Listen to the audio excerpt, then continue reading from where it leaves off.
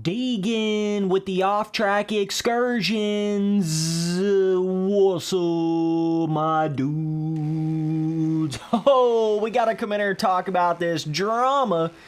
Everybody and their grandmama been talking about it. Okay, so basically what happened here was Tom Vialle went off the track in the first moto, skipped the rollers a little bit. He ends up getting docked one position for that, okay? And then Haiden Deegan goes out there and goes off track 6 or 9 times and gets absolutely nothing for it. That's what this is all about right here. All right, so we're going to try to break this down a little bit. Listen, bro. Here's the thing about it. We can sit here and go back and forth till the damn sun comes up about if Deegan, got on the gas off the track, if he gained an advantage or he didn't gain an advantage or whatever you want to say about it, you know what I'm saying?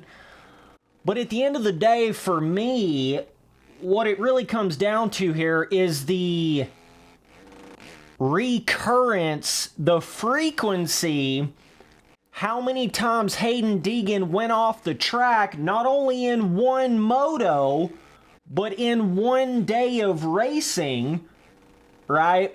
That's really the difference maker in my mind, that he should have gotten some sort of a penalty, because it wasn't just like a oopsie, like a I went off track one time. It wasn't like that. It was like in the first moto, he went off the track where he got real close to that SpongeBob and he raised his hand up like, my bad. And then like 4 or 5 corners later, he hit that outside wide open, went totally off track, skipped an entire jump section and went fast enough from off the track back onto the track to hit the next tabletop jump that was on the track, right? But then he goes in the second moto and goes off the track again. Okay, so that's 2 in one moto and then 1 in the next moto, and we're not even discussing the little thing he was doing at the very top of the highest point of the track, that top of the hill section where he was kind of cheesing, doing that little trickery where you can kind of jump on the side of the jump face and you basically skip having to hit the actual peak of the jump. He was also doing that on top of everything else. Okay? And this is just what we saw on the broadcast. This is just what they happened to catch on the broadcast. I mean, with how many times he's going off the track, you would assume there had to have been at least 1 or 2 other moments. You see what I'm saying? So this kind of puts AMA in a bit of a pickle here, where it's almost like they either had to take away their penalty towards Tom Vialle in the first moto, or they had to penalize Deegan. And of course they didn't penalize Deegan at all, which goes back into this is why people say you gotta keep things straight. AMA, I about said RF like I'm talking about MX Simulator, but this is where all that comes from. The Hunter Lawrence in the final round of Supercross trying to take a leader out as a lapper, and he gets a fucking warning for that. He doesn't even get a penalty for that. Oh, and he just so happens to be Jet Lawrence's brother. It's crazy how that works, isn't it? Jet Lawrence runs into Jason Anderson, the exact same corner, the exact same kind of way. Jason Anderson gets a warning for it. Jet Lawrence gets nothing for it, And then we get here to this Deegan situation, Mr. 69,000, million, quadrillion followers on social media. It just screams to me that AMA didn't want it to... They didn't want to take away that 1-1 at the first round from Haiden Deegan. I just feel like they really wanted that to be the main talking point and that's kind of the start to the season. Danger Boy going out there going 1-1. I just feel like that was really the end-all be-all to it right there. They wanted it to fit that narrative. They wanted to fit that storyline versus everybody talking about, well, they docked Haiden Deegan, you know, a position and then it cost him the win and that, you know. Just telling you, AMA, that's what it looks like from the outside. That is certainly what it looks like. So, definitely let me know down in the comments what you guys thought about it. It's just kind of weird, isn't it? I mean, like I say, you can sit there and talk about Deegan didn't gas it off the track, or he did, or he... I mean, it looked to me like he did in a couple spots. I'm just going to keep it real with you. I mean, to be able to go completely off the track and get back on, and you hit the next jump on the track as soon as you get back on it, you definitely didn't let off the gas. Like, that's my sort of thing. It's like if you're going to go off track, you know, everybody's done it, right? That's the other thing I wanted to explain in this video. We've all went off track. We've all done it. You know, everybody's done it, right? But it's that when you start doing it 2, 3, 4 times in a particular day or a particular moto, it starts to get to that point where you're not just having those accidental going off track, you're pushing way over your head and you're not keeping the bike on the track anymore. That's what's going on with that. You know, you're kind of getting out of sorts because you're battling with Levi Kitchen and y'all are both way the hell out front.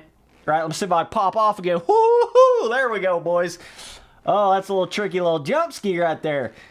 But that's more like what it is. It's Deegan pushing way over his limits because he's actually got a real competitor out there and they're both running as hard as they can up front, out front, right? That's what's causing that Deegan to ride up over his head just enough to go off track more than once, more than twice, okay? This isn't just once, this isn't just twice, all right? So, I guess that's my biggest problem with Deegan not getting any sort of penalty at all, is the fact that, you know, he didn't do it once, he didn't do it twice, you know, and then them not doing anything about him cutting around the peak on the top of that jump face. It's just like you start to add all of that up, right?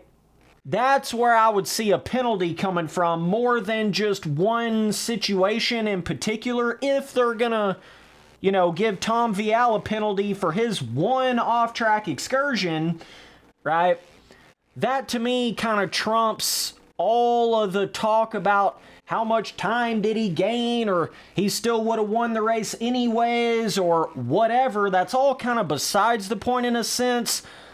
You know, you just can't be going off track that much. Like, period. That you just can't be doing it. I don't know any other way to say it than that. You got to keep the bike on the track, man. You know what I mean? You start to become like a hazard. You start to become I don't even know what you want to call it, but you can't be going off the track that much, period. Like, you know, and I get it. It's like probably minimal the time that Deegan gained or whatever when he went off track. Like, I get all that.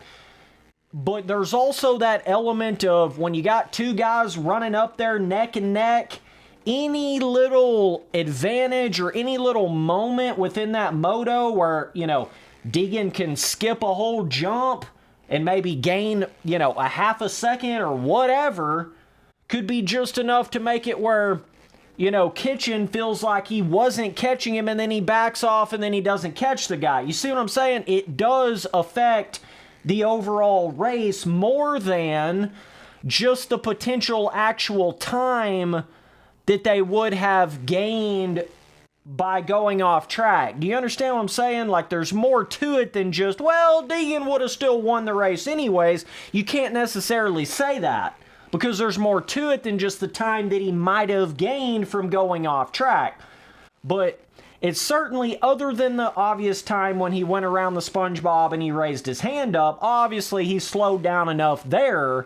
But the other two times that he went off the track, you can't necessarily say that he just totally slowed down and made sure that he didn't gain any advantage. It's almost like you gotta, you know, if you accidentally go off track, you gotta go like double in the slowdown direction to make sure that there was no sort of advantage gained. Do you see what I'm saying? That's the thing you should be doing. That is not what Deegan did in those other 2 off-track excursions. That's just not what he did. You can sit there and argue all day about, well, he didn't gain a whole lot of an advantage, or, you know, people were talking about the one where he was kind of in that off-camber section, like, well, he had to get on the gas or he was going to fall over, blah, blah, blah, whatever the fuck, right? You know, put all that aside, how many times he went off the track. You know, once you start going off the track multiple times in a moto, especially when you're battling for a win, you gotta damn near do like what Chase Sexton did, where he really slowed down. He really made it a point to, you know, okay, yeah, that was my bad. I went off the track. You know, now I'm really gonna make it obvious that I'm really slowing down before I get back on the track. I'm totally fine with that. You know, because sometimes you just can't help it, you go off the track. Notice how Sexton didn't go off the track 2, 3, 4 times in a single day. You see, that's more of just an oopsie mistake. Deegan's kind of, he's pushing that fine line. You understand what I'm saying? He's pushing that fine line between, like, it looked to me like Deegan was starting to get a little bit like, oh my God, like I got Kitchen right here on me, or I got to catch Kitchen, so I'm doing everything. I'm actually doing a little more than I should be doing. You know what I'm saying? There's a limit there. You have to keep the bike on the track, bro. I don't know any other way to say it than that, but yeah, I don't know, man. It's weird. Definitely weird. I can see where everybody, and just the fact that AMA took so long to make a decision on it, like they knew he should have been penalized, you know, somewhere in and amongst that, and then it comes back like 4 or 5 hours later, no penalty. Oh, AMA, this is exactly the reason why everybody talks about you the way that they do. And they talk about your inconsistencies and all of that. This is exactly what they talk about right here.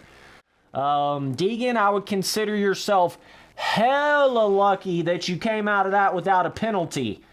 You certainly are not in the position to be talking about, you know, Levi Kitchen, I know him and he fades late race kind of shit talking and all this and talking about Mitch Payton. No, brother. This is not the time to be doing that. You didn't learn your lesson from last year when you started shit talking Hunter Lawrence when he had a bike malfunction, and then turn around, then you have your own bike malfunction. You still haven't learned your lesson. You don't start shit talking the very second that you start doing good, or at the first round, or Deegan just still hasn't learned it. He just still hasn't. It just cracks me up, man. And it was even enough for James Stewart to talk about the third time you went off the track? Like, oh shit, Deegan. You know, I don't know what the officials are going to say about that one. You know, it was enough for James Stewart to say that in the broadcast. So this wasn't just no little barely went off track once type situation here. You know, and even, I think it was Stewart that talked about when you raised your hand up the first time, you went off track by the SpongeBob, but then you didn't do it when you went off track shortly thereafter that again. So it's kind of like kind of confusing. I don't know what's going on there, but, you know, looked to me like you started to get a little impatient. You started to go off the track, started to get impatient, you started to be like, oh my God, if I don't gas it to get back on this track right here, I might lose this race. That's what it looked like to me. AKA, you wasn't doing really what you're supposed to do when you go off track. AKA, you should have got penalized. Theoretically here, he probably should have got penalized 1 position in the first moto and also 1 position in the second moto. We're going to discard you going around the SpongeBob and you going around the jump at the top of the hill and all that, but bare minimum, I think you should have been penalized 1 position in the first moto, 1 position in the second moto. If Tom Vialle is going to get penalized for what he's doing. Now, if Tom Vialle never got penalized and you never got penalized, it's kind of a, you know, you can't really like gauge anything then at that point, but at that point though, AMA is not making any consistency kind of sense with their ruling. You see what I'm saying? Not at all.